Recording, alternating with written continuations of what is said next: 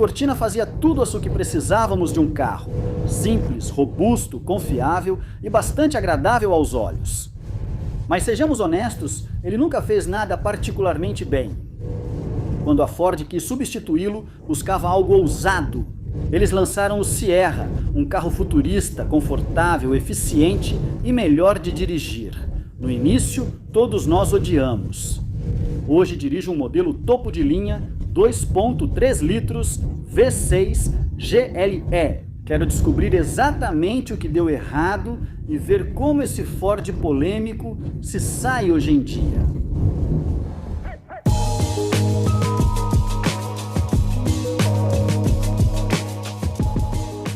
Por décadas, a Ford propôs a escolha sensata e confiável. Em 1982, o lançamento do Sierra teve grande impacto. Parecia ter vindo de outro planeta e não um planeta amigável. Logo ganhou o apelido de A Forma de Gelatina. Ele foi projetado por Uwe Benson, então vice-presidente de design da Ford. Dizem que a alta administração não concordava totalmente com a visão dele. Mesmo assim, aquele formato atingiu coeficiente de arrasto de 0,34, muito melhor que o 0,45 do Cortina. Essa aerodinâmica extra também significava que você precisava abastecer com menos frequência. Era um mundo diferente. O painel inclinado para o motorista, como na BMW e Saab, dava ao carro um ar moderno, semelhante a um cockpit. Agora não parece tão radical, mas se você comparar com o interior quadradão do Cortina, dá para ver o quanto a Ford evoluiu. Enquanto os concorrentes adotavam tração dianteira, a Ford manteve a traseira. Ao que parece, isso era para que continuassem usando os motores V6. O problema? Esses motores já eram antigos. Os 4 cilindros Pinto já tinham 10 anos e o V6 Colônia, como o 2.3 deste carro, nunca foi exatamente celebrado por aqui. Ele tem 112 cavalos, pouco acima dos 4 cilindros em linha, mas consome mais combustível. O carburador Solex ruim foi trocado por um Weber para melhorar o desempenho, algo que ele realmente precisava. Mas as maiores inovações estavam sob o capô. O eixo traseiro rígido do Cortina foi substituído por suspensão independente nas 4 rodas, com amortecedores McPherson na frente e braços semi-arrastados atrás. Tudo isso resultou em um carro mais avançado, mais confortável e mais eficiente do que o modelo que substituiu. E como agradecemos a Ford? Nós não agradecemos, pois ninguém queria comprá-los no início. Nos primeiros meses, os Cortinas restantes vendiam mais que o novo Sierra, marcando um dos momentos mais constrangedores da história da Ford. As pessoas rejeitavam o visual, e a Ford piorou ao oferecer descontos nos modelos antigos. Depois, surgiram matérias sobre instabilidade, relatos de carros balançando nas rodovias, o que também prejudicou a confiança do público. A Ford resolveu em 1985 com aletas aerodinâmicas nas vedações do vidro traseiro. Este de 83 não tem essas aletas. Com o tempo, o Sierra encontrou seu lugar e se tornou uma visão comum em nossas estradas, um verdadeiro cavalo de batalha das rodovias, e ainda deu origem ao poderoso Cosworth.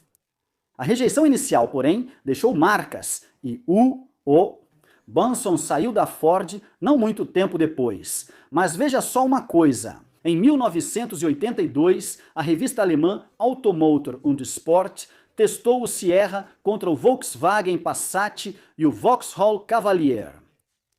E adivinha, o Sierra venceu.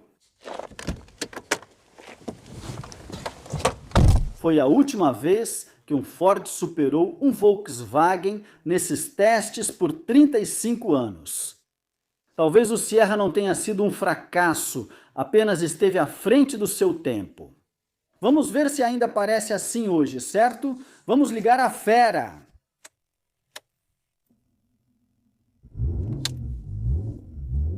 História engraçada. Stuart, que trouxe o carro hoje, também veio de Dorset. Obrigado. Ele me ligou 10 minutos antes do encontro porque o carro não pegava. Ele tentou até um spray para ligar, mas nada funcionou. Pensei, vou perder um dia de filmagem. Fui lá encontrá-lo. Ele estava há 20 minutos e tirei uma vela para ver se dava faísca. Pedi que girasse a chave. O motor fazia faísca e dava para ouvir que tentava ligar.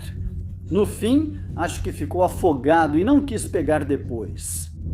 É um grande alívio, pois perder um dia de filmagem após tanta preparação é complicado. E agora, há pouco, quando eu estava tentando ligar, ainda estava pensando, meu Deus, tomara que pegue. Mas enfim, pegou. E agora esse Cologne V6, que é um pouco criticado, está em baixas rotações na partida. O som ao manobrar é agradável. Eu não sei como chamar, mas sabe, tem um ar de refinamento e potência, o som agora. Este aqui, como você pode ver, é um câmbio automático de 3 marchas, que normalmente é algo que eu odeio, mas na verdade, nesse caso, acho que pode ajudar. Agora ele vai manter as rotações mais baixas, o que deve ajudar bastante, já que esses V6 não eram tão refinados. Os que já dirigi antes são ásperos em altas rotações. Vou ver como este se sai ao trocar de marchas agora. Minhas primeiras impressões. Estou só ajustando o banco, que é bem alto. E esses bancos que a Ford fez nos anos 80, eu acho que a Ford sabia como fazer um banco confortável. Essas coisas são incríveis. São revestidas de tecido, que sempre é mais macio e fofinho. Segura melhor que o couro, e apesar de o couro ser bonito, especialmente em carros antigos, o tecido é a melhor opção. Este é um GLE, provavelmente não existia no Reino Unido, pois foi importado da África do Sul. Em termos de nível de acabamento, acho que é praticamente equivalente a um GLS, algo assim. Então ele tem um pouco mais de acabamento no painel do que os carros mais básicos, mas ainda não chega a ser uma versão de luxo topo de linha. Mas ele tem um V6, então é um carro bem estranho em termos de posicionamento de mercado. Mas vamos ver como ele se comporta. Quando eu piso fundo...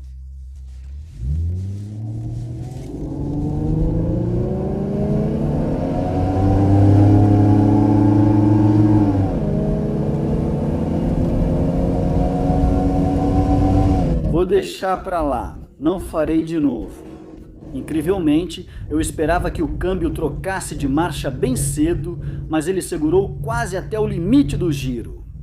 Definitivamente, não é uma experiência agradável. O motor parece forçado, não gosta e não soa suave. Não é algo que eu faria. Sim, eu aconselharia. Esses V6 simplesmente não são grandes motores. O problema é que, em potência, não eram realmente rápidos. Você acompanharia o trânsito moderno, mas acho que gostaria de dirigir esse motor pelo torque. Com esses carros, normalmente faço 0 a 100 nos testes, mas com esse, certamente, não vou querer repetir. Mas olha, é aí que as coisas ruins acabam, porque ele dirige muito bem mesmo.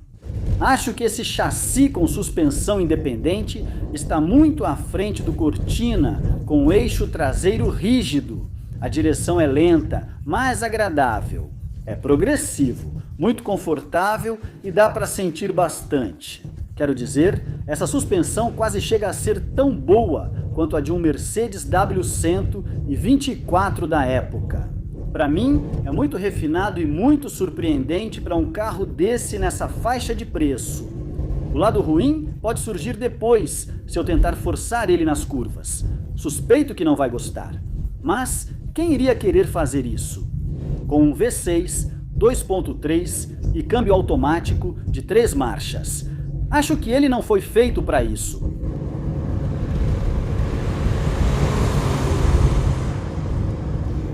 O interior, que destaquei antes por ser avançado na época, pode ser visto aqui. A luz do óleo acende e apaga, mas disseram para ignorar, pois está tudo certo. Outras luzes também piscam às vezes. Então talvez este Ford também tenha um certo apreço pelo jeito italiano de fazer as coisas. Ele está com ele desde janeiro e sempre foi confiável, exceto hoje cedo, quando não ligou. Mas não acho que a culpa seja do carro. O interior é bem claro e simples. É interessante o painel ser inclinado para o motorista. Tem os controles de temperatura aqui à direita, uma série de botões, desculpe, à esquerda, uma série de botões aqui à direita. Itens como limpador traseiro e desembaçador são bem avançados e simples. Tudo certo, não parece sofisticado, mas é sólido. Este carro é um verdadeiro sobrevivente, conseguiu de... Ele veio da África do Sul e, segundo o odômetro, tem 54 mil quilômetros. Pelo estado do material dos bancos e volante, não há brilho em nenhum lugar. Acho que isso pode estar certo. Isso dá só 35 mil milhas.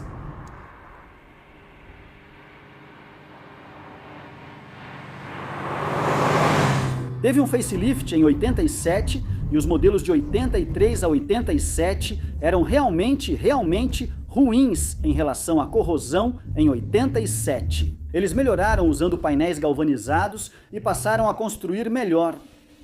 Então esses primeiros carros são realmente difíceis de encontrar. Falaremos de preços em breve, mas antes vamos abordar mais sobre a dirigibilidade. Tem uma curva à direita interessante aqui e ele vai bem. Não estava rápido. É um carro de tração traseira. Isso meio que te dá a ideia de que ele pode ter um pouco de promessa esportiva, mas não foi assim que a Ford o construiu. Então, vamos dar a volta agora e sair de forma mais animada. Mas eu simplesmente não vou pisar fundo, porque sinceramente foi realmente desagradável. O círculo de giro é impressionante, para dizer a verdade. Eu não sei se isso importa para você ou não, mas esse é o melhor círculo de giro de qualquer carro que eu já tive. Naquela pequena junção ali. Normalmente, o câmbio mantém as rotações entre 2 e 3 mil, e quando você faz isso, o motor fica muito mais agradável. Tudo para trás. Ok. Quanto mais rápido você vai, a inclinação fica cômica, por isso é tão confortável. Acho que os freios estão bons, já que o pedal não está mole. Mudou ali embaixo. Trocou de marcha cedo na curva, mas é um câmbio automático de 3 marchas dos anos 80, então não dá para esperar muito. O motor aparece demais, já que seu som não é tão bom. Ao passar certo limite de rotação, seria bom mais isolamento acústico para conter isso. Mantenha isso longe de você, não é nada demais. Aqui estamos a 55 milhas por hora, 2.500 giros, e dirigindo de forma mais suave é realmente bem impressionante, para ser bem honesto. Agora, a Ford também tentou vender esses carros no mercado americano. Eles eram, na verdade, carros fabricados na Alemanha e enviados para os Estados Unidos da América. Acho que, devido à aprovação de tipo, eles ficaram mais caros do que deveriam e acabaram sendo um fracasso. Era um Mercury, marca da Ford que não existe mais, chamado XR 4 Turbo Injeção. Acho que tinha um motor V6 de 2,3 litros, mas era turboalimentado para 175 cavalos de potência. Nos Estados Unidos, acho que só essa versão era vendida, então era vista como um mini muscle car ou algo do tipo. Nossos amigos americanos não gostaram dele no Reino Unido, porém, sinceramente, quando eu estava crescendo, nos anos 80 esses carros estavam absolutamente por toda parte. No começo talvez tenhamos odiado, mas depois as pessoas passaram a gostar. O fato é que o carro é muito espaçoso. Era bem mais avançado que tudo feito antes pela Ford. É uma pena que na única vez em que arriscaram, a reação ruim os fez voltar ao que sempre faziam. Só ali, no começo dos anos 90, que eles voltaram a fazer carros realmente decentes e normais. Até aquele ponto, eles consideravam apenas fazer carros bem medianos e vendê-los com o argumento de que as concessionárias estavam em todo lugar, a mecânica era simples e o custo de manutenção era razoavelmente baixo. Vamos falar de preços, e acho que isso vai te surpreender. Primeiro, se você quisesse comprar um Sierra, e você olha nos classificados e quer um carro independente como esse, sabe, tipo, um carro realmente básico. Não um Cosworth, não um XR4, é que eles são super raros de encontrar. Tem muitos Coses, alguns XR4Is, mas, digamos, um Gran Luxo 2 litros, algo assim, é muito raro de encontrar. Tem alguns XR 4S no momento, que estão por volta de 7.000, mas então, parecido com este, a única coisa próxima é um Gran Luxo de 1988. Então, é um modelo reestilizado. Está na KGF Cars, tem só 40.000 milhas e pedem 15.000. Sem dúvida tem baixa quilometragem, mas mesmo assim é muito dinheiro, mas o Cosworth parece valer. Os mais rodados custam cerca de 40.000, chegando a 60 ou 80.000, elevando o preço dos demais.